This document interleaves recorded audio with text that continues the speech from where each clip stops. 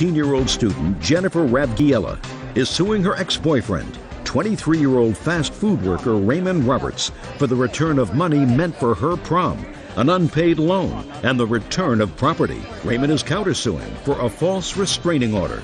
Order. All rise. Your Honor, this is case number 30 on the matter. Okay, Your Honor, this is case number 30 in the matter of Ravgiela versus Roberts. Thank you. Get a little tongue-tied now and then. The parties have been sworn in, Judge. You may be seated. Ma'am, have a seat. What's your first name? Jennifer. How old are you, Jennifer? I'm 18. I just turned 18 3 days ago. Order. Happy birthday. Thank you. How old are you, Mr. Roberts? 23. What's your first name? Raymond. Jennifer, Raymond was your boyfriend. Yep. You claim he owes you some money. Not a whole lot of money. $300 some odd. Yep. You said he owes you the money for the following 2 items. You gave him $100 in which to put down as a deposit for the limousine for your senior prom. That's right. And you had an argument, and he kept the money, and he didn't take you to the prom. And you acknowledge that you kept the $100. I guess I did. And then you say that over the course of your relationship, you sold candy for school, and he took your candy money. And about that, Mr. Roberts says, she took me out for dinner, and we went places together. That's not true. I'm just telling you what he says. That's his answer. Then you say that he came to your house when you weren't home with a police officer and took a Christmas gift that he had bought you. That's right. Which was? Supposedly it was a stereo. I did buy a stereo, but it was not a gift. A stereo that was in her house. A stereo that was at her house. And you took that and you want the value of that back, or the stereo back. Yep. You say it was a Christmas gift. Yep, it was. Now, Raymond says that you owed him money for a Sprint bill. That's not true. Just telling you what he says. And that he merely was collecting on that. That's what the $100 was for? Yeah, as well as the stereo. The stereo, no. The stereo was mine. I was taking it back. And Raymond is counterclaiming, he said, because you and your mother sort of overreacted to a little argument you were having and had him arrested for kidnapping you. He was never arrested. Shh. And he was forced to defend these charges temporarily, right? Right. How old was she when you started to date her, Raymond? 17. And how old were you? At the time, I was 22. Not terrible, not terrific. What did she owe you money for? She owes me money for a Sprint bill for the 2 months. Now, how is it that you're paying her Sprint bill? I have 2 phones, and I let her use one of my other phones. And we agreed that... Just a minute. You got a phone for yourself. Yes, I've got a phone. And you gave her a phone? Yes, under my name. And when did you do that? How long ago? I think it might have been sometime in October. I might have given her the phone, September, October. She was 17? Correct. And you had an agreement with her? Yes. And what was your agreement? That I would split the bill in half. I'd pay my half, she'd pay her half. That's not right. So what you're telling me is you had a verbal contract with her? Correct. You can't. Can't. Right. She's not old enough. She's not old enough to make that contract. She has to be 18 in order to make a contract that's valid and binding. So, Raymond, that's one of the downsides of dating a younger woman. I'm learning that now. So she owes you diddly. Okay. So let's start with, you owe her $100 for the limousine. Okay. So $100, Jennifer, is on your side. Yep. Now, I don't want to hear about the candy money. I want you to forget the candy money. If you were dumb enough to give him candy money or to spend candy money, I don't want to hear about it. Yes, you want to say something? It sounded like you were winning the candy money. No, she still has belongings of mine at her house. I'm not there yet. Okay. We are now on the stereo. All right. That she says was a Christmas present, and you said was just yours. This is fine. When did you get the stereo? Christmas Eve was put in my house, and my mom was actually there. And he actually said to her, you know, this is a Christmas gift. I bought it for her. And it was in your house starting Christmas time? Yep. When did you take it out of the house? I think it was like March. So, December to January, January to February, February to March. It was in her house for 3 months. Correct. Who do you live with? My grandparents. Do you have your own room? Yes. You have a stereo? No. So if you bought the stereo in December, I assume that that's what the receipt says, that it was purchased in December? Correct. What date in December? The 17th, which she was with me. If it was purchased in December and you don't have a stereo in your room, why didn't you take it to your house? I was letting her use it.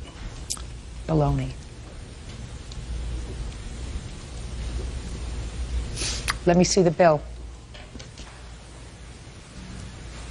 You have the perks of a younger woman, you have to have the plagues of a younger woman. Plague is she's not old enough to make a contract. Okay, so this whole thing cost $189? Correct. Where's the stereo now? At my house. In your? In my room. In your room? In my room. Where it would have been from the very beginning if it was bought for you. Now, a couple of other questions just for my own information, sir. What did Jennifer get you for Christmas? Electric shaver and a couple of shirts. A couple of shirts? Yes. What did you get for Jennifer for Christmas? See what I mean? Got where I'm going? Yeah. Raymond? Got where I'm going? Yes, I do. Good. So we have $289 on your side, because now Raymond gets it. Right, Raymond? Yes. Didn't think fast enough. Yeah. Now we're going to get to your counterclaim. Okay. You had an argument in the car. Correct. What date? March 5th to be exact. And the argument was about your being cheap? If you want to put it that way. What? If you want to put it that way. Well, that's what it was about. You're being cheap. You're mooching off her. I mean, I read the complaint. No, I wasn't mooching off her. I was just asking her for, simple money for the bill. That's all. That's what she was complaining. Don't play with paper around me. So you're having the argument in the car. Correct. And what happened? We got in a major argument about money, both the Sprint bill and everything. And she said, oh, I'm not going to pay for the bill. I don't have to pay for the bill. I was like, well, you used the phone. I think you should be responsible for the charge if you're going to use the phone. And she said no, and I says, fine. You want to be that way towards me? I will take the limo money, and I'll use that limo money to cover your part of the bill since you want to pay me the money. And we'll take it from there. It'll be fine. Well, from that point on, she decided to call her mother and say I was threatening her, made a huge big deal out of everything. She said, bring me home, bring me home, bring me home. I said, fine, I'll bring you home. When she told me she wasn't going to pay the bill, when she was on the phone with her mother, I actually called Sprint, and I had the phone shut off right then and there. And I guess that's when her mother panicked and decided to call the state police and the cops, and I had the cops. That was really stupid of you, Raymond. Yeah. Girl is talking to her mother, Yeah. right? So her mother knows she's safe, she's well. You pick up your cell phone, and you call Sprint, and you say, cut off the other number? If that was my phone, I was. how can I shut it off? Listen, don't speak. I I'm was not talking to you. All right. I was not expecting them to shut off right then and there, because I didn't think they could shut off. What the did you phone with say to phone them service. to have them shut it off right then and there? I asked them if they could curious. shut off the service, and no, basically you can't have incoming or outgoing calls. And they said, okay? They said fine. I didn't think they could do it during a phone call. My mistake. Well, you found out that they could. Yeah, I did the hard way. Tell me what happened. Were you arrested? Were you No, I charged with anything? No, I was not arrested. Well, then what happened? So Just what the do you... embarrassment of a false restraining order because Okay, so they took out a restraining order against you? got a restraining order on me a couple of days later. You have a copy of the allegations that you made in the restraining order? Raymond, Yes, you ever been arrested before? a long time ago. How long ago? Maybe 4 or 5 years ago, maybe. Yeah, Nothing since. nothing. You work? You have Yes, I a work. nice job? Decent job. What do you do? Actually, I'm training to be a manager at McDonald's right now. So you're working at McDonald's? Correct. Okay. You don't look like a bad guy, Raymond. You don't look like you have a bad temper. Does he have a bad temper? Oh, yes. Never touched you, did he? No.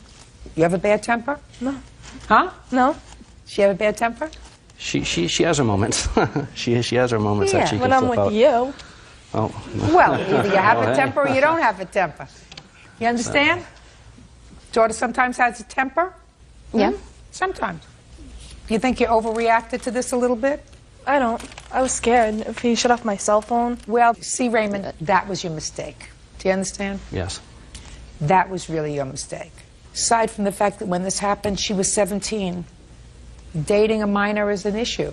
I can imagine how her mother felt. She's talking to her daughter. Her daughter's a 17-year-old idiot who's in the car, is having a fight about whatever. And all of a sudden, no, don't speak. And all of a sudden, that conversation is interrupted and she can't get back to her daughter. One day you'll have a daughter. You will understand what that must feel like. You understand? Yes. The charges were dropped on this protective order? Yeah. 2 weeks later on the date that we're supposed to, see if it was going to get extended or not, it got dropped. Right. Because everybody because- got cooler. Good. Okay. So, Raymond, next time you'll be smarter. Next time. Pick on somebody your own age, you'll be much happier. Look at their birth certificate, make sure that they're 18 or over before you make a contract with them. Understood? Understood. Well, you get $289, $100 for the limo, $189 for his Christmas present that he took back. You, on your counterclaim, get nothing but a good lesson. All right? Thank you very much. Two nice people. Move on with your life. Have a happy life. Parties are excused. You may step out. He was a very controlling guy, and I just figured put it on national television to see the whole world how controlling he is. It's okay. It sounds fair. My mistake. I didn't like him from the beginning because she was only 17. My mother doesn't know how to stay out of things. When he wanted her to go somewhere, she had to do it. She's always trying to tell me what to do with. If he didn't want her to go, she couldn't do it. Not seeing a 23-year-old again. I didn't like it. And now the next case. All parties in the matter of Sarah Borden versus Taylor Marquez. Step forward, please. 19-year-old barista Devin Serra and her boyfriend Michael Borden are suing their former roommates, 20-year-old cashier Angela Marquez and her boyfriend Gary Taylor, for breaking a lease. Angela says she moved out because she was scared to live with Devin. The two of you decided to lease an apartment with the two of you. Yes, ma'am. Leased the apartment when? December 11th in 2004. Moved in when? That same day. That was fast. How big an apartment? It's a 2-bedroom, 2-bath. You're not married? No. You're not married? No, You're going to Honor. have a baby? Yes. Well, wonderful. Everything's right. You're all friends, right? Yes. When did you move out? January 28th, 2005. Okay, and you want 3 months' rent from them Yes. because you're stuck with the lease. Yeah. And you also say that when they moved out, they took some property that didn't belong to Yes, them. they did. You'll tell me about that in a minute. And you say you had to move out because she threatened you, and they both told you to go, and you just went. And you couldn't be stressed out because you're pregnant. Yes, Your Honor. How old are you? 20. How old are you? I'm 20, Your Honor. Do you have a job? Yes, ma'am. What do you work at? I'm a firefighter. And you? Cashier. Two 20-year-olds having a baby? That would make me nervous. Judge Judy continues in a moment. She grabs the salt and the pepper, she throws it against the wall. She comes after me, in my face, picking up her hands like she was going to come after me and hit me. Oy, 20 years old and you're having a child. Yeah, tell me about it. Real cases, real people. Judge Judy. Devin Serra and her boyfriend Michael Borden claim former roommates Angela Marquez and her boyfriend Gary Taylor owe for breaking a lease. Okay. Are you still living in the apartment? Yes, we are. Do you have new roommates? Not yet. How much is the rent? $865 a month. What do you do for a living? I'm a barista. A what? A barista. What's a barista? I work at Starbucks. Cashier, make drinks. Yeah, they make burritos and stuff. No, barista. No, really, seriously. A what's barista, yeah. Is that what it's called, a barista? Yes. So you work at Starbucks full-time? Part-time. What else do you do? I'm a student. How much do you make from working as a barista? I make $7.20 an hour. How much do you take home every week? Every 2 weeks, I make about $200. And that's what you support yourself on? Myself, yeah. And what about you? Seasonal firefighter. Seasonal firefighter. Firefighter. What does that mean? Work with the Forest Service, so I wildland firefighting, just with the summer. What do you do the rest of the time? Right now, I'm working as an athletic trainer. With the You high school. train people individually or what? It's with the high school. How much do you make? It's $12.66 an hour, and I bring home about $2,000, a little over $2,000 a month. Okay, so you can afford the rent. Yes. Great. You're going to stay in this apartment? Yes. Why don't you sign off on the lease? We did, Your Honor. We tried. No, you either did or you tried. We did. You did We- sign off yes. on the lease. My fiance had Let me gone to the manager's office and asked for a release form. And we showed it to them, and they said they weren't going to sign us off if we didn't pay the February rent. You left there because of your own safety, is that right? Yes. You had security deposit. Yes, Your Honor. How much security deposit did you put down? 250. That's for both of you, was the security deposit? It was actually $450, but in half, it was about $225 each on deposit from each couple. From each couple? From each couple. Okay. You moved out January 28th. Why shouldn't you be responsible for February's rent? They certainly couldn't find somebody else in 2 days to rent the apartment. Because January, I would say the 21st, on January is a Sunday. I had like the last straw with them. I was like in a mood that I couldn't talk to them. I didn't want to just go out there and say stuff. And so finally I told Mike if we could talk. And he said, sure, meet us for dinner here at the house and we'll talk. So we talked about it. We sat there. I went first, and I told her how I felt, and everybody. Then she went, and she said how she felt and whatnot. Well, all of a sudden, she went crazy. She went out of this world. She pulled out of her chair. She started screaming and saying, I'm not happy that you're pregnant. It's not fair that you're pregnant. I had an abortion. I did this and this and this and that. And she thought, it's my fault that I brought you together, and you're pregnant. You're going to suffer, and you're this and that. And then she just pulls out of her chair. She grabs the salt and the pepper. She throws it against the wall. She goes back to her room screaming and just going crazy. She comes back out of her room throwing stuff, just hitting walls and whatnot. She comes after me. Like she was this close from me, in my face, picking up her hands like she was going to come after me and hit me. Then What was she saying to you? Saying that she couldn't take it anymore. She didn't like living with me and Gary, that she hated the fact that I was pregnant, and she had to see me happy. She didn't want to see me happy. And I was like, okay, don't you want to see me happy? Oy, 20 years old and you're having a child. Yeah, tell me about it. Now, why were you upset? We were all upset. I assume you were all upset. Yeah. Good. I don't want to be upset. Yeah. I don't want you to be upset. Where are you living now? We're living somewhere else now, in another apartment. They signed off on the lease on January 25th. That was the date I got the papers, and Yeah. that was the day I wanted all of us to get the signatures so we can get off the lease. Did you or did you not sign off on the lease? We did. Signed it, and they had to sign it. The manager told us, we cannot get you off the lease unless they sign you off because they're still staying there. Fine. Court will draft an order 5 days from today. Do you all live in the same town? Yes. ma'am. You're all going to meet in the landlord's office, 9 a.m. Sign the release form. Do you understand? Yes, Your Honor. Yes, Your Honor. I am going to award you their share of February's rent because they had an obligation to pay at least 1 month's rent for you to spend that month looking for a new roommate if that's what you wanted to do. I think that that's fair, don't you? Yes, Your Honor. When you sign off on the lease, you will also get a check for $250 for your security deposit. Do you understand? Yes, Your Honor. Yes, Your Honor. If you don't go there 5 days from today, I'm giving the plaintiffs the right to come back and ask for a judgment for the remainder of the lease. And they will take it out of your pay. Do you understand? Yes, Yes, Your Your Honor. Honor. Do you understand the order? Yes. Good. Now, let's get to what property you say they took when they moved out. When they were moved out, they took a lot of belongings and stuff. Oh, when they moved a out. lot of belongings doesn't help me, madam. They took food, they took I don't cleaning care. supplies. Are you kidding me or what? Other than food and cleaning supplies. That's all they took. I hope you've replaced them. You don't want the food back, do you? No. Good. Okay, you understand the order? Yes, Your Honor. That's all. Parties are excused. You may step out.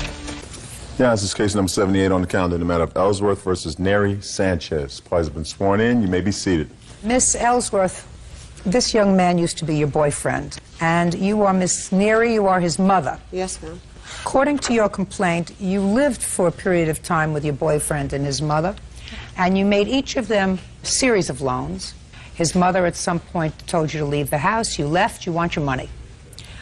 Each of the defendants say that they owe you nothing.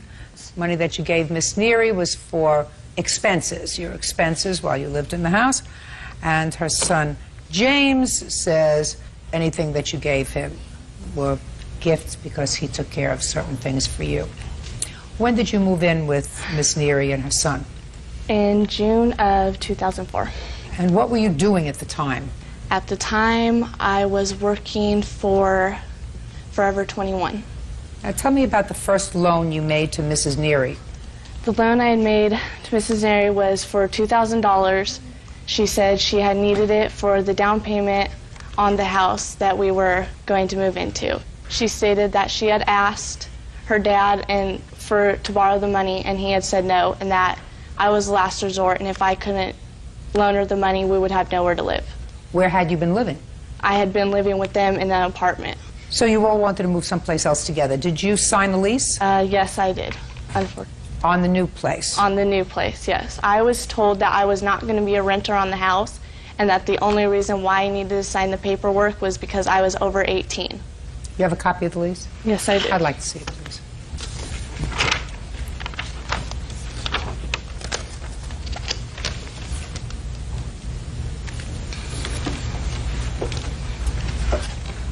Well, the three of you were clearly on the lease, right? Yeah. So you know, I mean, you read this document, didn't you? I didn't read the whole thing, no. Why not? Because she said she needed it signed, and so she stated that. Miss Ellsworth, you go to school? Yes. What school do you go to? Bakersfield College. I assume that at least in your spare time when you were younger, you watched a little television? Yes, I do. You watched enough courtroom television to know that you're not supposed to sign something that you don't read? Yes. So let's not play with each other. So you signed it. Yes. And you should have read it. And if you didn't read it, that's not my problem. Yeah. I did pay rent on the house. Until you were evicted? Yes, pretty much. How much was security and the deposit on this apartment? I think altogether was like $1,800. I'm not quite sure. $1,850. Yeah. Where'd you get that money from? From her, because the reason why we had to move from the apartment is I was at the apartment for over a year already. I came home one day from work, and she was living in my apartment. I told my son, look, this cannot work. You know, I don't want her living here. You know, she has a home. She told me she had nowhere to go because her mom was an abusive mother. So, you know, I kind of felt sorry for her. So the next thing I knew, her dog Louie, she has a little dog Louie, he was tearing up the curtains and everything. So I'm a single mommy. I couldn't just come up with that money just to move. So, you know, I had no choice. I asked my dad, and my dad goes, well, it's your fault. You should have never let her move in. You know, why you have to move. Because the reason why we had to move, because she wasn't on the lease. It was breach of contract, they said. I can understand if you're moving in together, she's on the lease, she should pay a third of $1,850. Okay, we moved in that home after we got kicked out of the apartment. Listen to me. Uh-huh. You don't have to get kicked out of the apartment. All you have to do is put the two of them out. And you can stay. Right. Well, he's not going anywhere without her. You could stay. Put them out. No, she said we had to move. Listen to me. Uh-huh. $1,850. Only a third of that. She's on the lease. Only a third of that is hers. Right. Why did you throw her out? I didn't throw her out. She was there. Her and my son were always arguing. It got to the point where I'd come out of work and I didn't want to go home anymore. She was possessive with my son, very possessive with my son. Did you tell her to leave? I did not tell her she had to leave. She got upset because I came home one day, the place was dirty. I figured if I'm working, in their home, they should at least have the place clean. We got in an argument. My son heard me say, me and my son arguing. She got up and she left. I didn't verbally say, oh, Aubrey, you have to leave. She had told me all the time that I had brought sin into her house and that I was bringing chaos and that she didn't want me living there. Her son told me numerous times, I don't have to leave, it's you that has to leave. My mom doesn't want you living here. She threatened to kick him out all the time. She threatened to kick me out all the time just to have, in my opinion, a control. What? First of all, my mom never kicked her out. Me and Aubrey used to argue a lot. Yeah, we did. So it's a good thing she left, right? No, I don't know if it's a good thing. Listen to what I said. Stop thinking about what you're going to say next and start listening to my question. So it's a good thing that she left. Yes. For the sake of argument, I'm speaking to you. Hey. Yeah, give him a good one. Okay. So it's a good thing that she left. Yes, but she wasn't told to leave. No, it came to her by mental telepathy, like Karnak, you know. You wanted her to leave, and your mother wanted her to leave. Honestly, no, I didn't want her to leave. Honestly, no, I didn't. He was upset and crying. I didn't ask her to leave because she was still on the lease. It was up to, like, I think March. She left on her own. She came out storming. She left on her own. That's the honest. All right, you got $1,850, Miss Ellsworth. That she has to give you back. I don't believe. How old are you? In my 30s, late 30s. 30, in my 30s, late 30s. Yeah. What kind of an answer is that? How old are you? 39. She's 18. You're 21 years her senior. She doesn't support you. You take care of her. All right. Don't go into little things with me. I'm not interested in little things. What does he owe you for? He owes me for his truck. I helped him fix his truck. I got him a new tire, which was $76. And then I had helped him fix his truck because he had gotten rear-ended February of 2004. He could not... February of 2004? Yes. Where were you for the last year?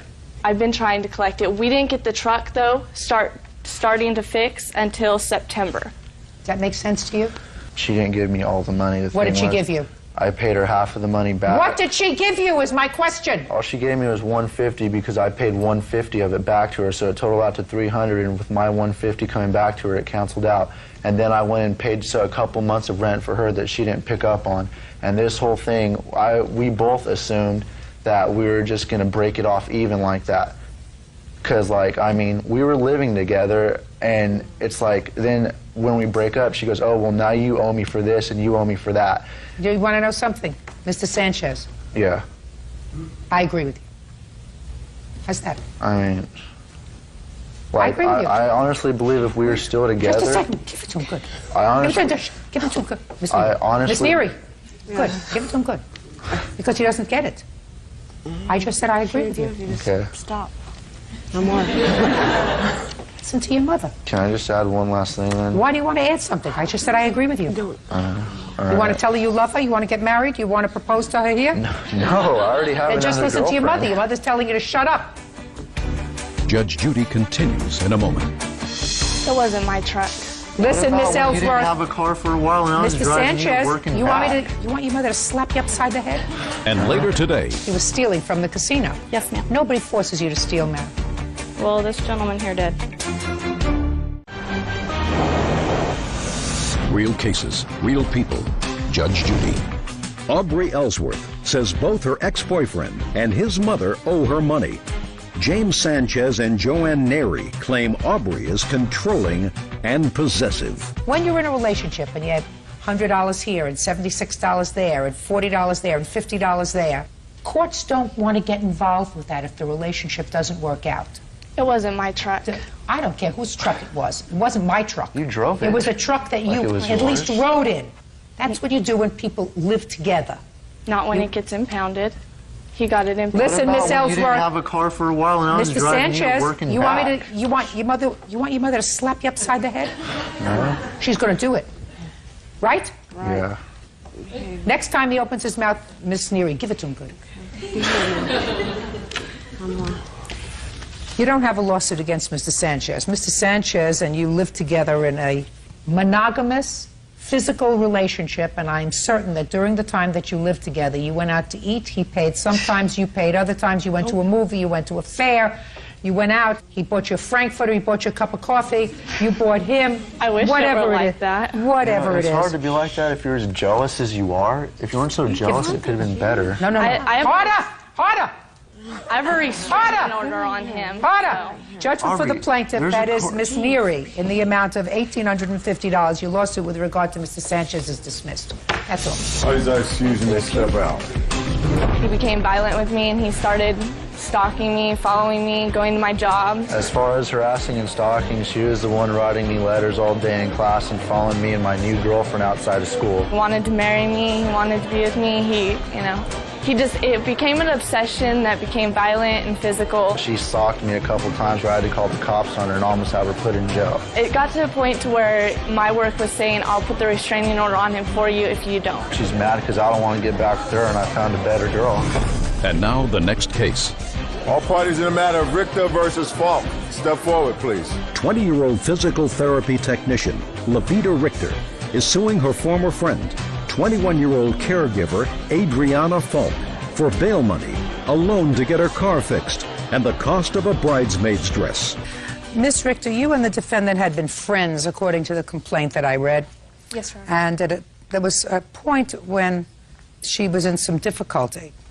Did she come to live with you at that point? Yes, she did, Your Honor. When was that? About October? October of 2004? Yes. Who were you living with? My fiance? Who's now your husband? Yes. Is that him? No. Who was this? This is my witness. According to you, there are 2 loans outstanding. And in addition to the 2 loans, you claim that Miss Falk owes you for this bridesmaid's dress. I assume that this is the bridesmaid's dress. She was an attendant at your wedding. They were supposed to pay for their own dresses. You claim she did not pay for hers. Yes, Your Honor. Miss Falk says that both of those times when you gave her the money, it was a gift, and the bridesmaid's dress she says she paid for even though you still have it. Yes, ma'am. Why did you go to live with Miss Richter and her fiancé, Miss Falk? I was having some problems with my mother and needed to get out of the situation that I was in. Now, when was the first time that she gave you money? When this guy right over here got me into trouble at my employment, I was taken to jail because of him and his roommates and what they had asked me to do for them. And well, why don't you explain that to me further? Okay, I was working at Colusa Casino in Colusa County. And where is that? Part of Northern California. Go ahead. Me and Mr. Weiser had started dating, and him and his roommates knew obviously that I worked at a casino and asked me if I could possibly give them players cards with instant rewards on them, which is like a credit, and they can go in the casino and play. Well, I told them a number of times I didn't want to do it. I didn't feel comfortable doing it. Now I'm being charged for all 4 of those gentlemen and what they asked me to do. Just a second. So they asked you to get them these cards, and you said no. So how could you be charged with anything? Because I did it anyways. Oh, so you did it. You did something illegal. Yes, ma'am. Levita Richter says former friend Adriana Falk owes for bail money, a loan to have her car fixed, and the cost of a bridesmaid's dress. Explain to me how you did something illegal. I would go in and add the instant rewards to their cards. That gentleman right there would come in and play his, not only, and all 4 of his I don't roommates' understand the cards. instant rewards. What does that mean? It's just like a credit you can go in and play on slot machines. You can't cash it out. The only thing you cash out is what you win, but you cannot cash out anything on that card. But you can play with it? Yeah. And you knew you were doing, in effect, you were stealing from the casino? Yes, ma'am. Yes, ma'am. Nobody forces you to steal, madam. That's well, not this anybody. gentleman here did. No, he didn't.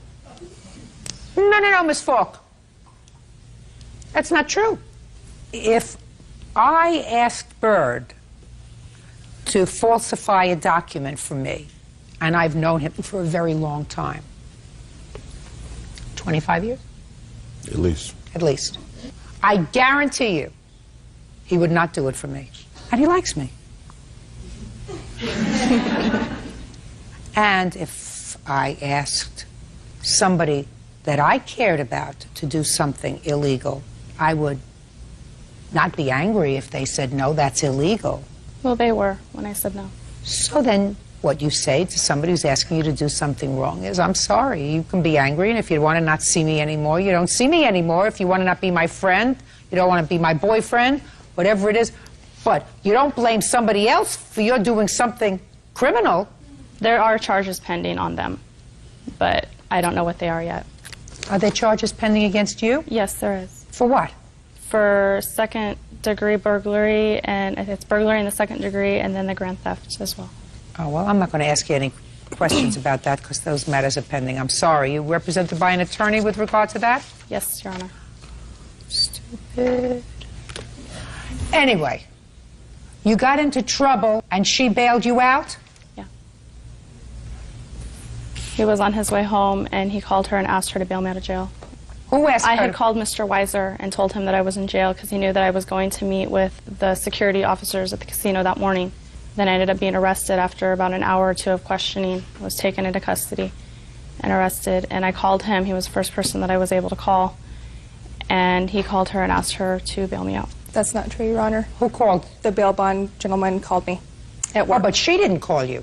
I spoke to her, and she asked me to come bail her out. When? You said the bail bondsman called.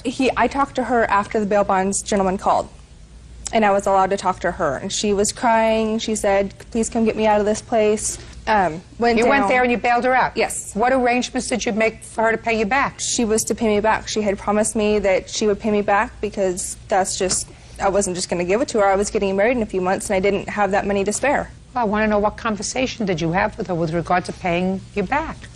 She just don't tell me what she understood. She Ms. just Richter. said, you know, I promise that I'll pay you back. I thank you for bailing me out. When did she say that to you? In front of the bail bond gentleman, when we were signing these papers. Let me see the papers. Okay, what was the next amount of money? It was the $500 that I loaned her to have her car fixed. Okay, let me hear. She was driving a Geo Metro. It was needed some repairs. It was $1,000 to have it fixed. Matt was my witness. He was going to pay half, and I was going to pay the other half. I wrote him a check. He deposited it into his bank account, and he well, used just a his credit second. card. Why were you going to pay half?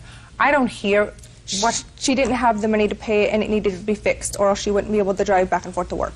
Well, when did you have that discussion with her, Miss Richter? It was on the phone while I was at Winco. It was not on the phone. She was in my... Just a minute. Where was it? I was at Winco with Mr. Weiser at the time, and she called me and told me that her and her husband now were going to loan me the $500. No, just a second. She said she and her husband were going to loan you the $500. Perfect. And she did. So why don't you have to pay her back? She had me arrested. What did she have you arrested for? Charges on credit card fraud. And that's another thing that's pending against you? I don't want to hear about it. So she's alleging that you took money from her credit cards. And she called and had you arrested. Sounds right to me. $815 so far. Now let's hear about the bridesmaid's dress. Bridesmaid's dress, I was get married March. She was my maid of honor. I have a list of the other two ladies that were my bridesmaids. They knew they were all to pay for the dress. If they did not pay for the dress, they were to not be in the wedding. Being she was my supposed best friend living with me, I assumed that she would pay me back for it. Don't assume anything. That's my fault. That's your fault is right. It's a very nice dress. I hope you can wear it. You don't assume anything. After she didn't have $315, which she didn't give you back for the bail bondsman, and $500 she didn't have for her car, really $1,000 she didn't have for her car, how you could legitimately expect her to pay for a dress, expect her to pay for a dress, is something I quite frankly don't understand. So it looks like a very nice dress. It's yours. Judgment for the plaintiff in the amount of $815. Thanks. That's all. You may step out. Yeah, this is case number 17 on the calendar in the matter of Ewing versus West. Thank you. You're welcome, Judge. Parties have been sworn in. You may be seated. Ms. Ewing, it is your claim that the defendant owes you for an accident that he had with your car while he was driving your car with your permission, and some small utility bill from when he left the house and you were living together. Let's deal with the accident, please, and not this utility bill. All right? Okay. Good. How long were you living together? In December, it was probably about 9 months. Okay. Sir, let's start with you. When was the accident? Approximately December, I believe. You want to tell me what happened?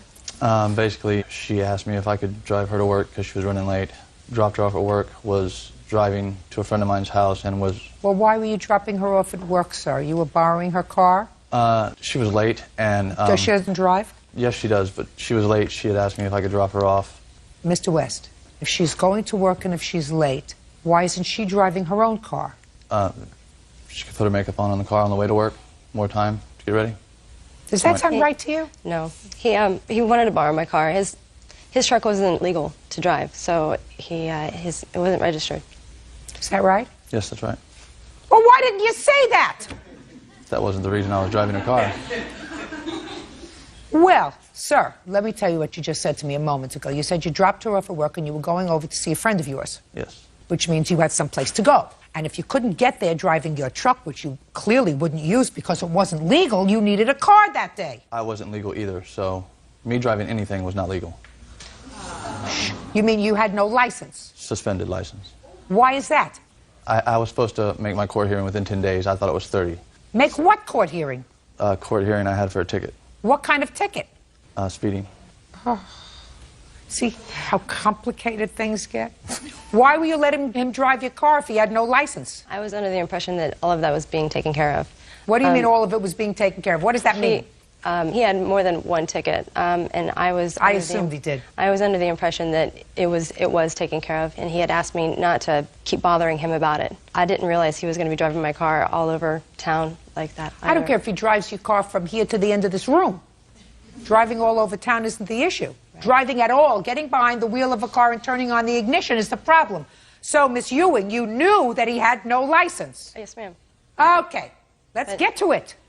So you let him take you to work, go visit his friends, come back to pick you up, and you knew he had no license. I just want to get things straight. It would be so easy if I could get this without, like, pulling teeth. All right, Mr. West, so you dropped her off at work and then you went to your friend's house. I'm waiting for the accident. On the way to my friend's house, I was rear-ended. Did you get out of your car? No. Why not? Because I had no license. Didn't you get out to see if maybe somebody was injured? I was the one rear-ended. So what? I mean, common sense would say, listen, if you were rear-ended and caused almost $3,000 worth of damage, according to her, somebody might have been hurt in the other car, even if it was their fault. Keep going. I'm getting more fascinated with this story every minute. The damage didn't look near as bad. It looked like it just needed a new bumper. and we had agreed. He had said that he would pay for a new bumper. A month or two later, he still had put it off. And you're driving the car? Yes, ma'am. And he's driving the car? No, that was the last Never time. drove the car after that? No. Is that right? Yes, ma'am. Okay. The next month is when he moved out. We were bickering back and forth, I guess, but he was obviously not going to pay for the bumper. So I took it in to get an estimate for the bumper. The damage to the car apparently isn't something that you can see. It's damage more to the frame and underneath the car. The trunk pan is rippled. There's dents, or not dents, but dimples next to the sunroof from the impact of the accident. And what? Dimples to the sunroof? Well, during the collision, it'll send a shockwave through the body of the car. And what do you do for a living? I'm a waitress. Waitresses can't give expert testimony on what No, happens actually, during the course of a collision. Your statement, Mr. West, is that Miss Ewing was in 2 accidents since. How do you know she was in another accident with the car? All I know is that she obtained new rims because she had damaged one, and the other was pretty much just hearsay. Were you in subsequent accidents after this incident with Mr. West in December? I was not in an I ran over a curb, if that's considered an accident. Well, it's not an on purpose. You didn't run over the curb on purpose. No, no. And you damaged the car. Mm-hmm. Well, the tires needed to be replaced, yes, ma'am. How many tires? 2. That's a lot of damage. You damaged the rims as well?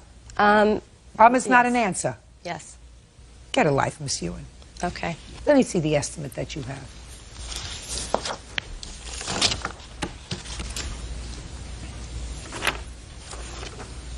Replace bumper cover, $284. The rest is for roof panels with sunroof, add for clear clove glass sunroof, possible rear suspension damage, clean and delivery, $20. You needed a bumper. What kind of car do you have? 2002 Honda Accord. And if you the gentleman explained to me why... Listen to me, my dear. You're lucky, quite frankly, that I would award you a penny based upon the fact that you permitted an unlicensed driver to drive your car. That's your responsibility. You're the owner of the car, yes, and you can say, no, you can't drive your car because you're irresponsible.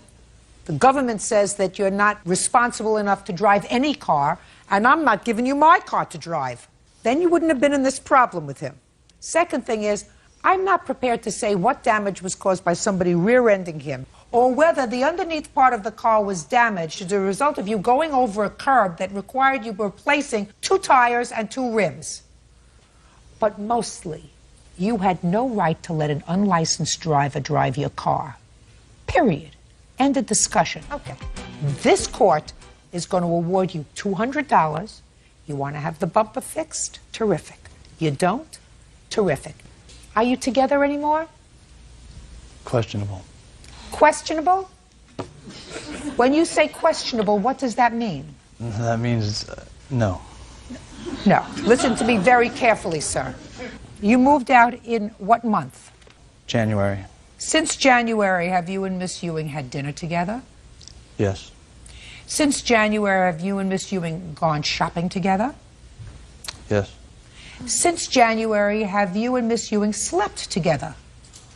Yes. Miss Ewing, you get 0. Nothing.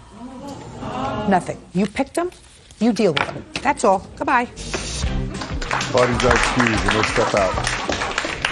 We don't see eye to eye when it comes to our future and where we want to go. Conflict of interest, I guess you could say. Apparently, if he doesn't want to get a job to pay for the damages or his bills, then therefore, yeah, we apparently don't see eye to eye. Get to the card, Mr. Livingston. Yes, ma'am. This was really weird. I called her. Get to the card, Mr. I'm going to get Livingston. to the card. You said that I was interested. I spent 2 nights over there. Mr. Livingston, I'm getting older by the second, sir. Real cases, real people. Judge Judy.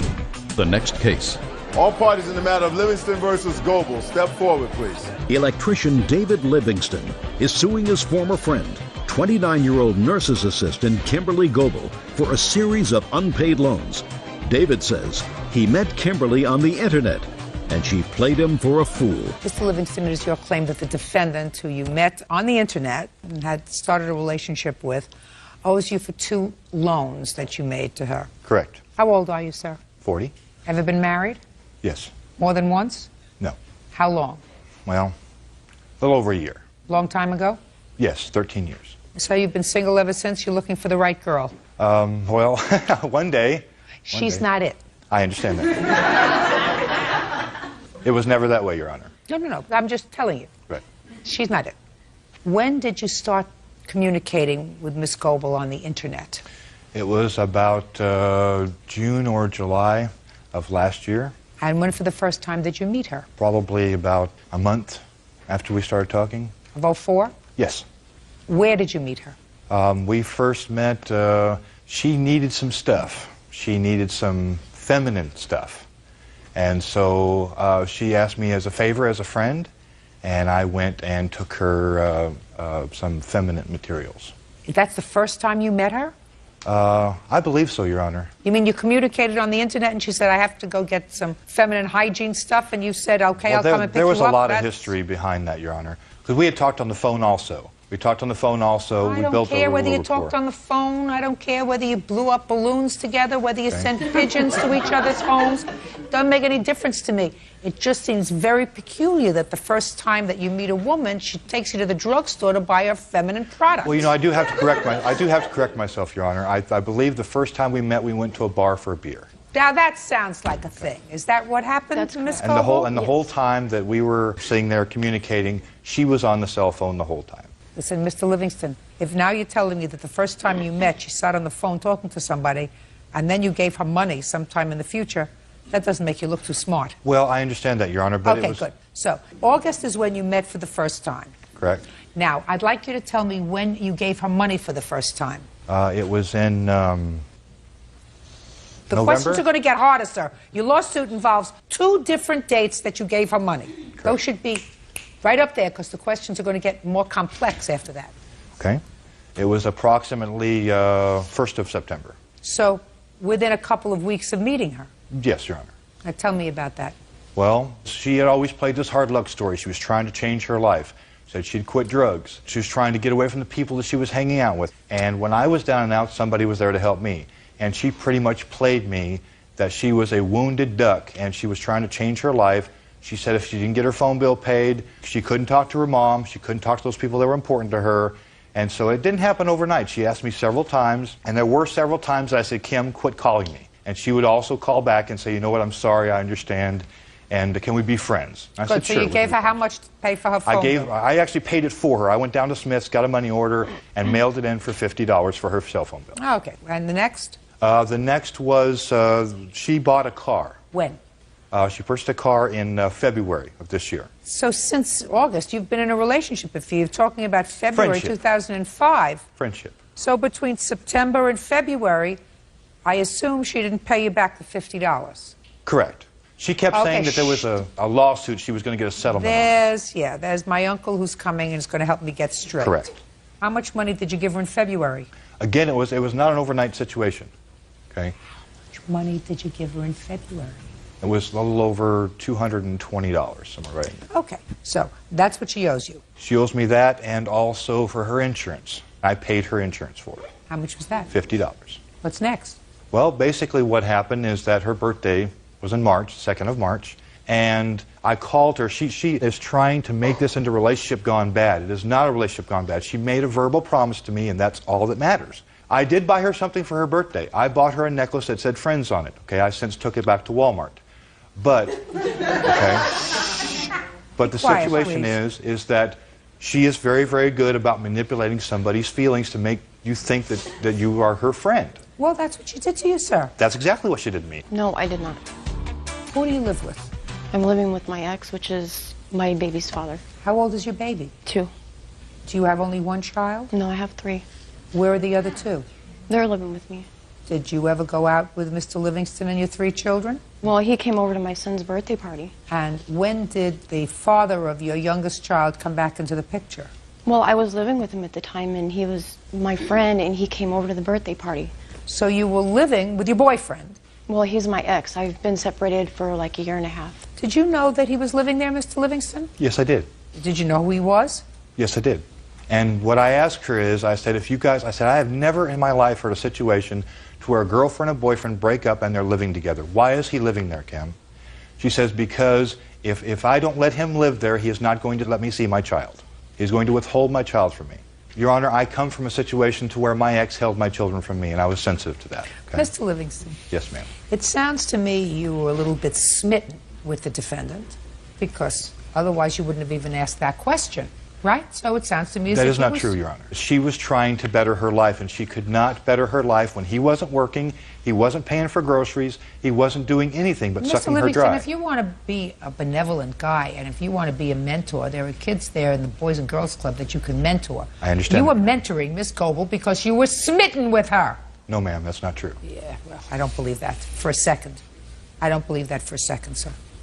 I also got a call from her ex, and he basically said, what kind of trouble do you want with me?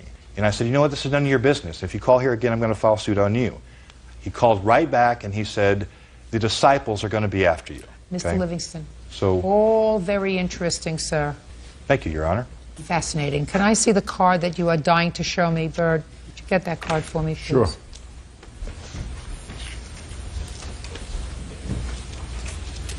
May I explain that card, Your Honor? Yes. Your Honor, this card was...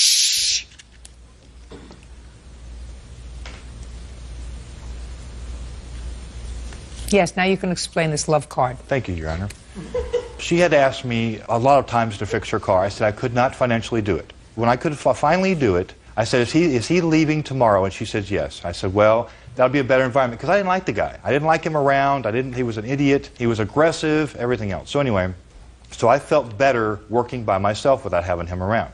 Not because I was closer to her, but because it was a better environment for me. Because he's a Get to violent the card, individual. Mr. Livingston. Yes, ma'am. So she calls me and says, I want a relationship with you. I said, what are you talking about? You know, that's quote, end quote. I want a relationship with you, Dave. And I said, you know what, you don't have to do this, Kim. I'm your friend. I'm going to fix your car regardless. You don't have to say that. So I was out of town for 2 days. I got her that birthday present, that $40 friendship necklace. And when I came back, all of a sudden, I mean, this was really weird. I called her. Could you give me the Yes. Get to the card, I'm going to Mr. get to the card, Livingston. ma'am. It says I love you. I bought her the always card wanna be because with you. when I got back from out of town, we had a fight. Because now understand, I had spent 2 nights over there. You said that I was interested in her. I spent 2 nights over there, and I didn't lay a hand on her. Okay. The card was given to her because there was an interest there. Okay, but Mr. Livingston. Yes, yes, Your Honor. I'm getting older by the second, sir. Listen to me very carefully, Mr. Livingston. Yes, Your Honor. The fact that she said to you, I want a relationship with you, doesn't answer the question. I said to you, were you smitten with her? You said no. I was not. But I'm speaking. Yes, You Your said Honor. no. You said I cared about her because she was a human being, and people helped me when I was trying to turn my life around, and I was trying to help her. It had nothing to do with a romantic feeling. So the fact that, listen to me very carefully, try to put on your listening ears. Yes, ma'am. The fact that she says to you, I want a relationship with you, your response is, Kim, I don't feel that way about you. I want to be your friend and help you because I'm a human being, and from one human being to another, I have no romantic interest in you at all. The fact that she said to you, I want a relationship with you, doesn't mean you send her a love letter. Unless you are smitten with her, Mr. Livingston. Now, you can talk until you're blue in the face, until I'm tall and you're short, but that's the truth of the matter. Then, Your Honor. No, cross it off. If you're looking for a mate, sir, she is not it. Put a period. It's over. Do you understand? Yes, Your Honor. Very well. Your Honor, Goodbye. I can recover. Good luck. Have a happy life. Cross it off. It's money down the sewer. It's over. Goodbye. Not alone. Parties are excused. You may step out.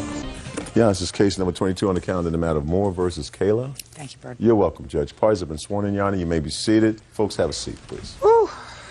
Family that certainly does not get along well. Miss Moore, the defendant is your niece. Yes, ma'am. And it is your claim that she had you falsely arrested for assaulting her last year during the time that your mother was ill and dying. Yes, ma'am. You went through a trial recently and were acquitted. Yes, Found ma'am. not guilty. And you're suing her for the false arrest and for the year that you spent facing these charges. The defendant says that the charges were true and that she is counterclaiming for her injuries Her injuries, I believe, a broken arm. Yes, ma'am. When was your mother ill last year? My mother became ill early in January, but she really got bad in March of, it was 2003. And when did this incident occur with your niece? March the 10th, after I flew to Texas to be beside my mother who was dying at her home. So you tell me your version of what happened, what led up to this incident. Saturday afternoon, my sister, Brenda, had instructed me to give medication to my mother every 4 hours without stopping. And it put my mother in a very... What kind of medicine was it? One was a morphine and the other one was for anxiety. Your mother had cancer? Yes, ma'am. What kind of cancer did she have? Cancer of the liver. So the morphine was prescribed to keep her calm. Yes, ma'am. But on the prescription of the bottle, it says every 4 hours as needed. And my question was, that night she was totally out of it, and my brother he was there that night, and he had to pick my mother up out of the bed because she could not move at all. And we did not give her the medication every 4 hours like my sister had instructed, and I had asked my other sister in the morning about the medication. So that caused a problem with your niece? They were all upset because I would not give the medication like that. But anyway, Sunday night, I left and went out to another sister's house to rest. And when I came that morning on Monday, my daughter and I came back in the afternoon, and I come to the conclusion I couldn't handle seeing my mother's death. Okay. Because of my heart condition and my nerves. Okay, you couldn't handle it. Okay. And I was talking to my husband on the phone, and I told him he could reach me. I was on the porch, and I told him he could reach me out at my other sister's. Brenda got mad at me, and I don't want to have a consultation with my mother dying. Why was she angry with you? What was she saying? She just felt that I was there trying to take over, and she was already had said that she was going to come out there and whip on me on Monday, and I didn't pay any attention to that in a phone call that we had. Was that over the medication? Yes. Is that so far, is that right? No, ma'am. Okay, step up. Brenda, what were you angry about? I wasn't angry with her. I was actually relieved that she was there to help us because we had had 3 months prior of taking care of my mother. Everybody was stressed out. It was a bad time. My sister had called me and she told me that the hospice people had told her not to give my mother the medication except when she needed it. I told her specifically, Alice, when you're there, you do what you need to do. I told her I was calling a meeting with the hospice people on Monday. The whole family would be there. We could all understand. I learned more about death than I ever wanted to know with my mother. And I didn't want to go through this by myself. I wanted my sisters there. I wanted help. Right. So when we asked for a meeting, she said 10 o'clock. My sister couldn't be there. She was so concerned about my mother and the medication, but she couldn't be there to see what the hospice people... We were doing exactly what they said. Exactly what they said. Which is medicating her every 4 hours and not letting the pain grab hold of Right. Well, and they That's told us, exactly how they explained it to her, Right. to us. You know, when the pain kicks in, this is how she's going to be. Don't let the Don't pain let it come. get there. You know, Right. we'd been there with her. We didn't want to let the pain come. Nobody, you know, she was going to die. We knew that.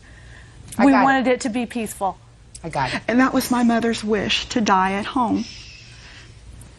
Kim, tell me what happened in the kitchen on the 10th of March. Well, I was in the bedroom with my grandmother, and I heard them in the kitchen. And she's telling her, you know, you took her out of the nursing home. You shouldn't have took her out of the nursing home. She's going to die. She's going to bleed. You know, this is going to happen. This is going to happen. And they were telling her, then leave. You know, that's fine. If you can't take it, Put your hand down, Miss leave. Moore. You know. And when I looked outside, she was slapping at my mother.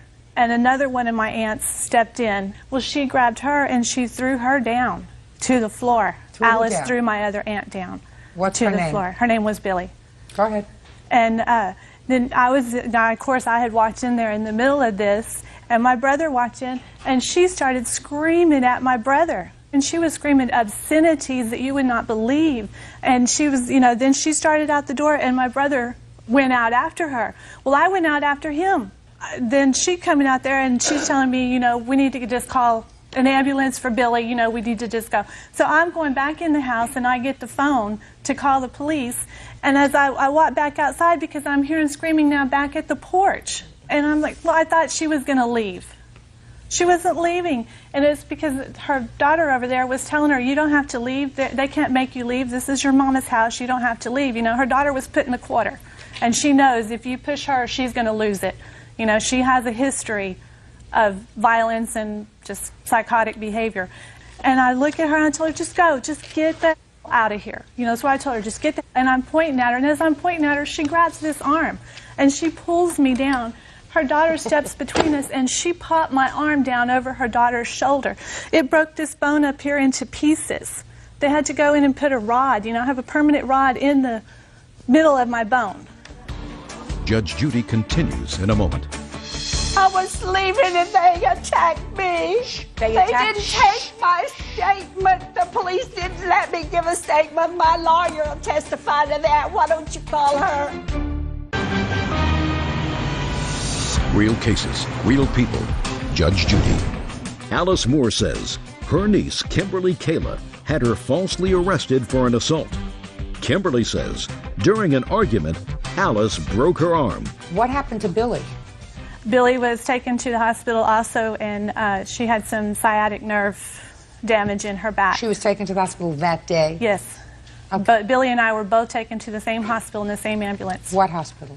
To Spine Memorial Hospital. Do you have a police report for me, please? Yes. It's right there.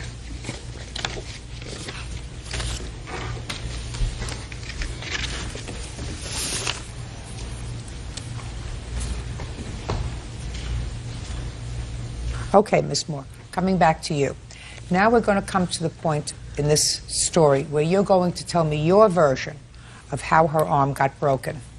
Well, first of all, there was a consultation in the house, and Brenda held me and Kim, and I have a sworn testimony from the court where my attorney said, and you slapped her, and she said yes. At that time, she hit... Just a second. Who slapped you? Kim hit me in the face with the telephone while my sister held me in the kitchen and would not let me leave. Let me see the testimony.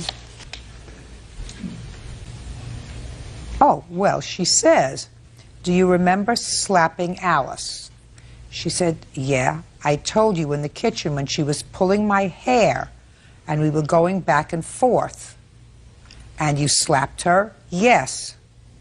But, Judge, I could not be pulling her hair. Just a minute. Don't explain. You have to read me the whole thing, Miss Moore. Okay. She didn't just admit slapping you. She said you were pulling her hair and you were going back and forth and she slapped you. At the time she slapped me, I had my hands restrained by my sister Brenda. I would like you to tell me how her arm got broken. Well, from there, I went outside and was leaving. At that time, her brother stopped me from going to the car. He pounced over the porch and pulled his hand back to hit me. And you're looking at a guy, I wouldn't take my eyes off because he lifts weight and he could have killed me. And he said all kinds of things to me as I was trying to leave. My daughter stood in between us to stop it. Okay, so your daughter got in between you and her brother. Right. Okay. And as I was looking for my granddaughter, Kim... Just a second. If your daughter got in between the two of you, why didn't you go back to your car? I was going, but my granddaughter had the keys to my car. Where were you looking for her? Right there in front of my mother's house. Well, you just have to look. How old is your granddaughter? Is she a little teeny girl? Yes. How old is she? I thought she was about 11 or 12. That's what she looks like. How old? She just turned 18, Judge. So she was 16 at the time? 15. She hadn't turned 16 yet. 15 at the time. Well, you're not looking for her on the ground, madam. Listen to me. If you're looking for your granddaughter who's outside, and the people who are outside, according to you, your nephew, and your daughter, that's 3 people. That's who you told me were out, and you were looking for your granddaughter around that area. That And doesn't make Kim sense to came me. off the porch, charged off the porch with something and hit me in the face, and I could not see. I put my hands up, and I have pictures of where she hit me in the head, and I couldn't see at that time. Just a second. Hold on a second. Show me the pictures that you have.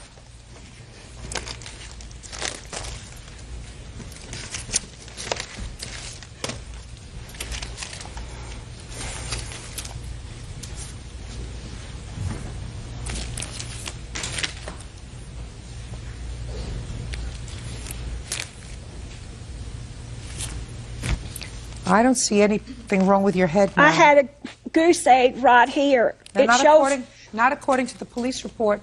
The police did not come and check me out at all or All I'm anything. doing I is- went to the hospital, to Listen the to me. emergency room. Let me see the medical records from the hospital. According to the police report, when they spoke to you, there was nothing wrong with you, except you were complaining of chest pains. That's There's according where I to was two police admitted in the officers. Listen to hospital. me. That's what the police said. You complained of. Not a goose egg on your head, not being hit on your head. They took you to the hospital for observation because, listen to me, because of the chest pains. What I want you to do is give me the hospital record. I don't have that part. Well, that that's what I could not need. get that part in time for court today. Well, that's unfortunate because you've had over a year to get that hospital record. Who are you? I'm her husband, Your Honor. Were you there? I talked to her at 7 o'clock. He was on the phone when I went in on to the tell him phone I when was she was telling me she leaving. was leaving. Were you there? No, I wasn't. My daughter Frankie was there. Oh, I believe Frankie was there. You can step up, Frankie. I believe you were there. Yes, ma'am. How did your cousin's arm get broken? By her brother yanking her arms. When she had my mother's head, she grabbed my mother by her left, with her left hand, with Kim's left hand, by her hair, yanked her head over where she's completely bent over. My mother's face is touching the cement. Kim's brother runs from behind Kim and grabs Kim with his arms like this, and he's pulling her, and she's hitting my mother upside the head with the cordless phone in her right hand, and I grab at the phone, and Scott is pulling Kim at both of her arms backwards. No one touched her arms except for her own brother. Okay, fine. You can sit down. It's very unfortunate when everybody gets stressed out in a situation where... What was unfortunate? I'm speaking. It's very unfortunate when people get stressed and angry because somebody who's close to them is dying. And put the picture down, madam. Pay attention to me. The first mistake that you made was not listening. Your mother was dying of liver cancer. The instructions that you were given to give her morphine every 4 hours were the appropriate instructions. I am not a medical person, but unfortunately I have been in situations where I know that you're not supposed to wait until you are in pain as needed when you are dying. You're supposed to keep medicated so that the pain of liver cancer doesn't take hold. So these people were taking care of your mother for months before you got there. And then pay attention, try to get it through. And then you come to the scene and decide, this isn't right. The medication says as needed. I'm not going to give her the medication every 4 hours. And everybody is annoyed at that situation because you're sort of a Johnny-come-lately. They've been there for months taking care of the situation, making decisions without you. They took care of, they were the ones who were up at night, they were the ones who were feeding, and all of a sudden you show up and decide to change the rules. Big mistake. You weren't saving your mother's life, Miss Moore. She was going to die. I'm speaking. She was going to die anyway. The question was she going to die peacefully and not in pain ever?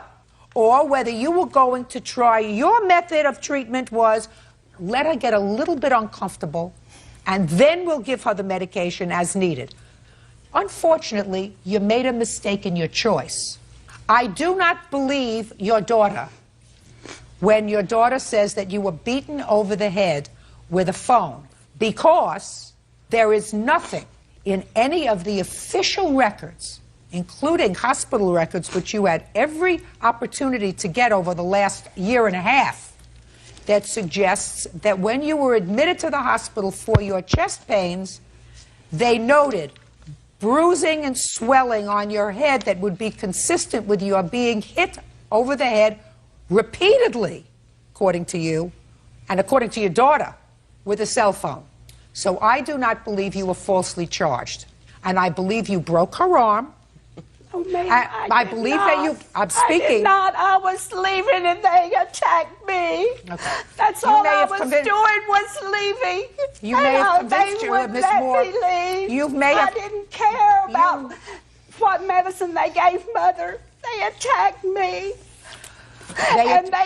They didn't take my statement. The police didn't let me give a statement. My lawyer will testify to that. Why don't you call her? Listen to me. I don't want to go any further with this, Miss Moore, because I'm speaking. I'm speaking. I'm speaking. Speak. I swear I did not. Listen to me very carefully. Where's the Bible? I took a lie detector's test even, and I did not touch them. Your case is dismissed. Did you have any unreimbursed medical bills? Yes, ma'am. What were they? Unreimbursed medical bills. I have $7,000 right here. Judgment for the defendant on the counterclaim in the amount of $5,000. That's all. Step out. Parties are excused. You may step out. Now, this is case number 18 on the calendar in the matter of Weiss versus Sellers. Parties have been sworn in. You may be seated.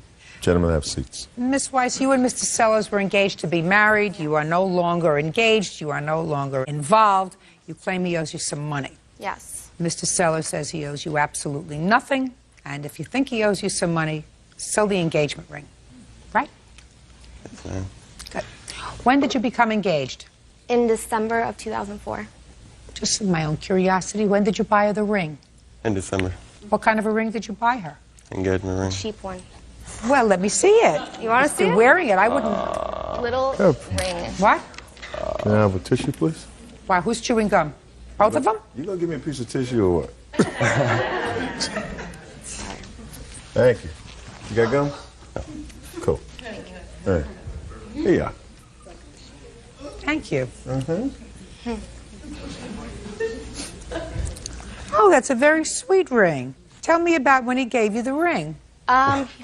He proposed to me on Christmas and asked me to marry him. He just said, "Will you marry me?" And just gave me the ring. He handed you the box? Yes. When you opened it up, were you excited? Is not an answer.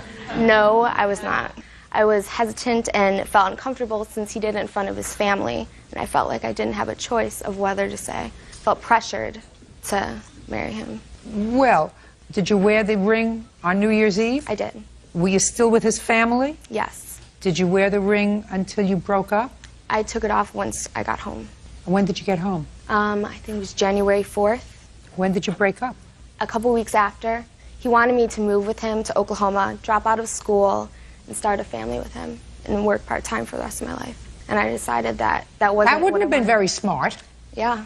Mr. Sellers, for her to do that. How much did you pay for this ring? $750. You know he's entitled to the ring back, don't you? Yes. He told me, I asked him, and he said I could keep it. But I think it's only fair if I give him his ring back, I get my money that he owes me. Well, is that right? Yes. Hey! Look at this happy ending. I know. Well, so that would be wonderful, right? Would, you wouldn't mind if you got back the ring and let's say you could sell it. She's claiming a loan, $300 loan because you went to Oklahoma. Is that where you live? Yes. It's her claim that this was a loan that she gave you to go to Oklahoma so that you could buy clothes and traveling expenses and that sort of thing. And you said, well, you went together. You both spent money. Yes. Is that right? No. He didn't spend any money? No, he got kicked out of the Navy, so therefore he had no money because he was broke. Well, where did he get the money for the ring? That's from his old checks, like his previous checks, and he stopped getting paid once he got kicked out. When did you get kicked out of the Navy? December of 2004. How come? Drug use. Went AWOL. Didn't like the Navy anymore? Dishonorable. Okay. Would you kindly give him back the ring? Now you have the ring. And you can sell it, right? Yes. Now, telephone. Yes. Let me hear about the telephone. He didn't have any money. He said he needed a phone. I bought him a brand new phone. He said, I promise I will pay you back. I will pay for the bills once I get my feet on the ground and start getting a job in Oklahoma. Did you get your feet on the ground? Kind of. What do you mean, kind of? I had a part-time job. So he never got his act together. He did actually pay the bills for the first couple of months, but then stopped paying them. And he canceled the service. Yes, he changed, which also added a deactivation fee because he had to switch. He switched the telephone company. How old are you, Miss Weiss? 19. Who is this gentleman? This is my father, and that's my classmate, Lorenzo. I want you to consider yourself very, very fortunate. Because, you know, you could have actually moved to Oklahoma. I know. Working part-time, raising a whole mess of kids, no education. Got to look up and say, thank you, God. You were watching over me. All it cost you was a couple of $100. Yeah. Right? Mm-hmm. Okay. Did you pay your own phone bill? For a couple months. What happened? Well, Well is not an answer, Mr. Sellers. I lost my job and I couldn't pay for it, and I tried to pay half of it because it was up to $300 and I paid $150 of it. So I just never got around to pay the rest of it. Well, you think that that's right, or you agreed to pay for it? It's not right. Now you got the ring. You're going to sell the ring. How much do you owe her for the phone bill that you didn't pay? I'm not really sure how much exactly. Well, she's going to tell me. What? Over $500. Really? Let me see. I don't have the bills. I know. Listen to me, my dear. Yes. You filed a complaint in which you say that you loaned him $300 that he used for these travel necessities, which I'm discounting.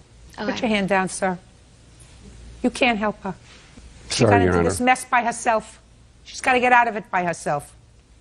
Maybe she'll learn a good lesson if she gets out of it by herself. So, you have to get the bills. You don't have the bills. How am I supposed to know? He doesn't know what the phone bill is, and you don't know what the phone bill is. That's the first thing that you know. You come to court, and you're supposed to have evidence. If you don't have evidence, I can't help you. Now, you changed phone carriers. Yes. Do you know that there's a penalty for that? No, I did not know that. He knew. What was the fee for disconnecting the service? $175. Does that sound about right, Bird? Sounds about right to me. And I assume, again, you do not have any proof of that.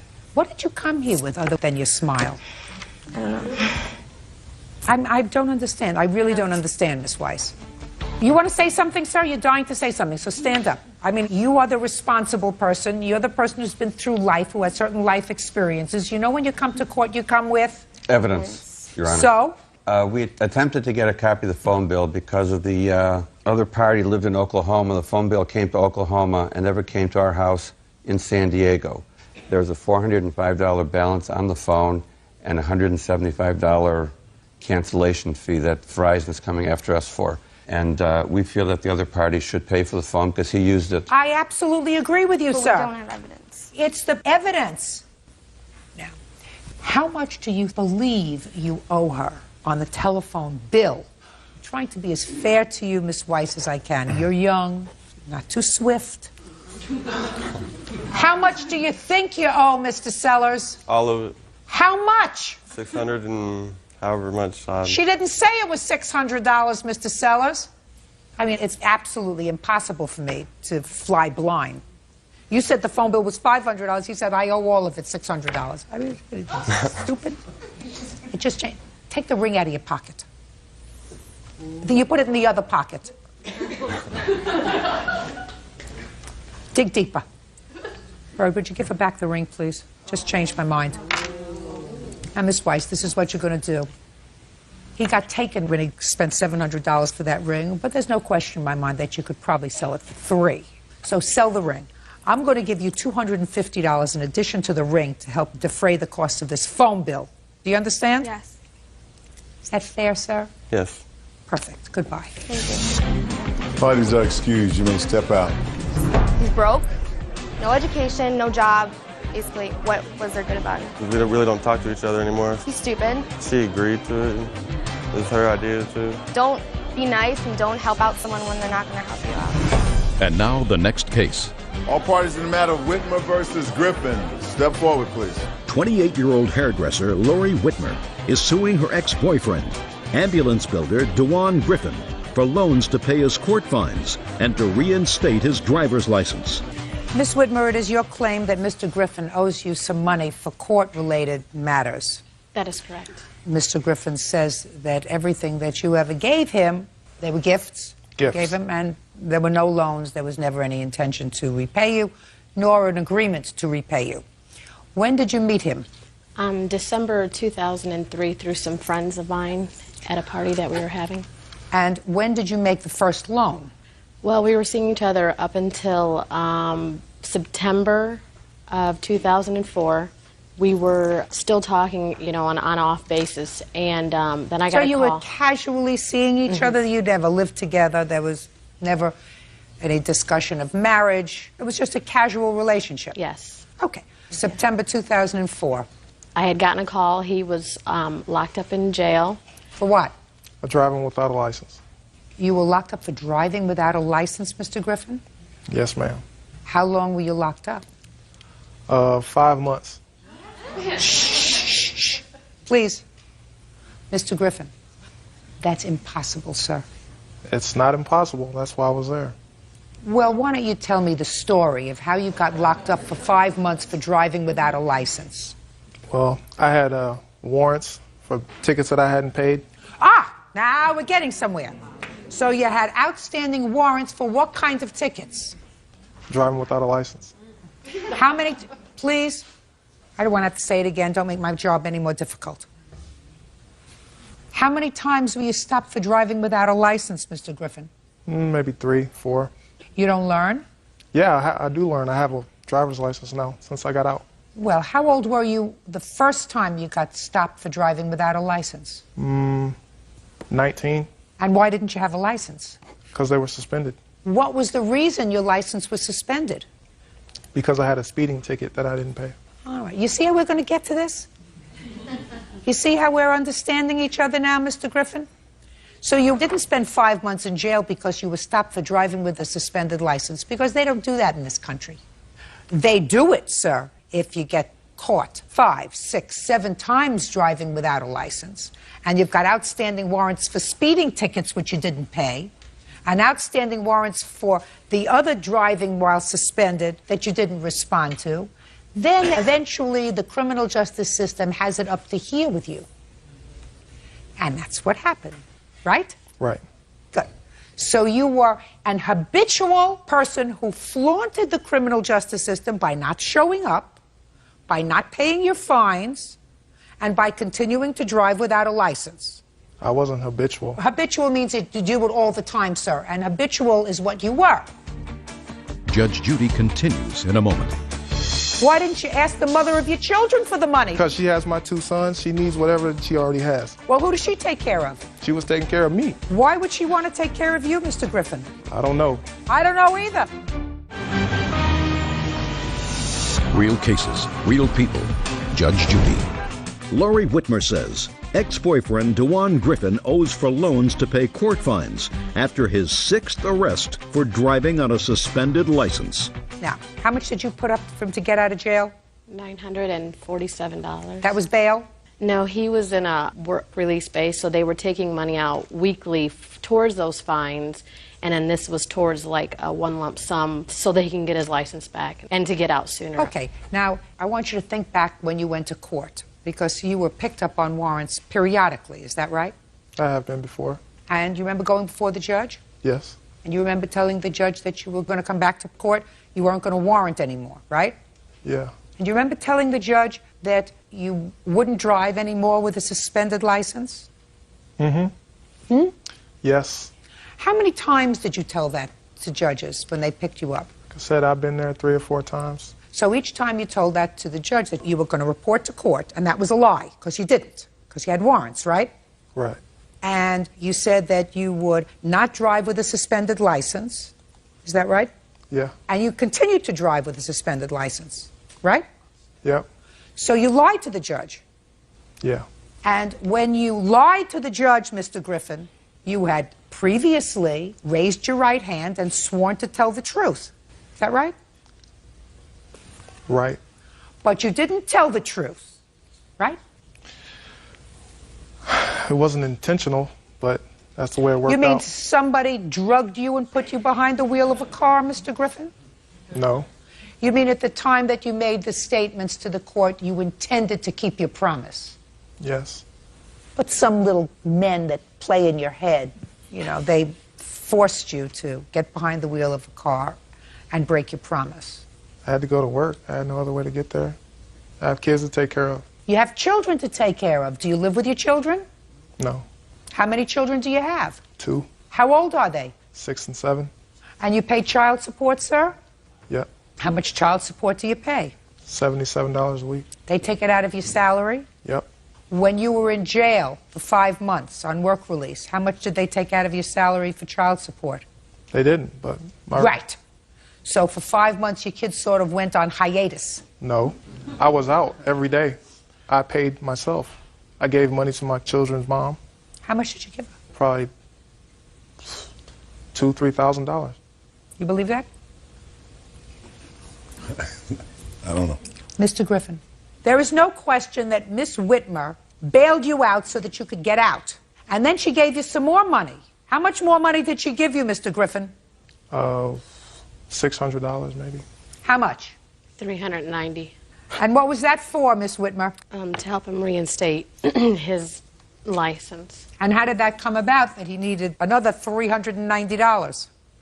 March 3rd, he came to my job. He was dropped off, and he asked me if I would drive him to go to this insurance company to reinstate it. What did you go to her for? She offered to pay it for me. When had you called her to tell her you were coming, and could she make a gift to you of this $390? When had you called her? She'd known for months that Don't tell me what she knew. I asked you when you called her, because you wouldn't have gone there, sir. That morning. Did he call you that morning? I believe so that morning, but I didn't know he was coming to my job. What did he say when he called you in the morning? That he was wanting to go take his test and just the appointment times and stuff like that, but he didn't say he was being dropped off to go and reinstate it. He didn't say anything about money? Not that I recall, no. When you got there, Mr. Griffin, to her job, she drove you to pay this money? Yeah, but to say that I just came there and out of the blue sprung up, I need some money when we're at the insurance company, that's not the way it happened. Well, tell me how it happened, Mr. Griffin. She knew I didn't have all the money. I called her and told her. What did you call her and tell her for? Because she was willing to help me pay it. No. Why did you call her and tell her? Because I needed more money. Why didn't you get another job? Why didn't I get another job? That was my question. I didn't need another job. You did need another job if you didn't have more money. I didn't need another job because she was willing to pay for it. Why didn't you ask the mother of your children for the money? She's closer to you. You made 2 babies with her. Because she has my 2 sons, she needs whatever that she already has. Well, who does she take care of? She was taking care of me. Why would she want to take care of you, Mr. Griffin? I don't know. I don't know either. Who do you live with? I take care of my 2 sons and a sick mom of mine. Just a second. You have 2 children? 2 boys. How old are they? 5 and 2. Mr. Griffin, are you a lowlife? No way. Yes, you are. Mr. Griffin. Yes. Let me tell you why you're a lowlife. Because you just said to me, Mr. Griffin, the mother of my 2 children needs all the money that she can get because she takes care of my 2 children. What's wrong So with that's why I'm not calling her. Why do you think, sir, that this young lady who has 2 children needs money any less than the mother of your 2 children? Because she was always willing to give it to me. You're a lowlife. I'm not. You are. I'm not. And a taker. And I don't see what she sees in you, sir. Certainly it's very well hidden to me. But you owe her $1,337 because she bailed you out. Next time, if you need money, Mr. Griffin, get another job. You're supposed to do the right thing, and you're not supposed to take advantage of people. Do I make myself clear, sir? Sure. Good. That's all. Parties are excused. You may step out. जी तो guys कैसे हैं आप सब ठीक हैं। आज हमारे पास है ट्रॉफी की ड्राइंग और इसमें आज हम कलर करेंगे। वीडियो अगर अच्छी लगी हो तो सब्सक्राइब, लाइक एंड शेयर कीजिएगा। चलें शुरू करते हैं।